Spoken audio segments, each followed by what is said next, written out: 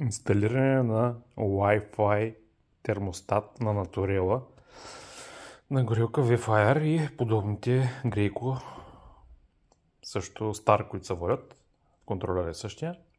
Махаме капака на горилката, след което развиваме 4 болчета, винчета, които са на този капак. Махаме и този капак.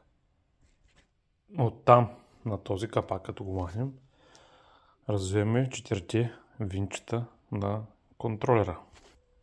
Оттам взимаме Wi-Fi модула, което представлява и това.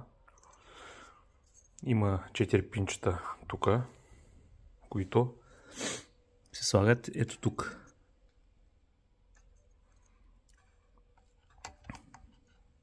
Ето как влизат и се защипват на платката кръчетата една към друга. Оттам нататък слагаме капака и връщаме всичко на мястото. Там нататък, при вече монтиран капак всичко, влизаме в менюто. Оттам отиваме нова Wi-Fi мрежа. Натискаме стрелката надолу, натисните стрелката надолу. След като натиснем стрелката надолу, се появява нова точка за достъп.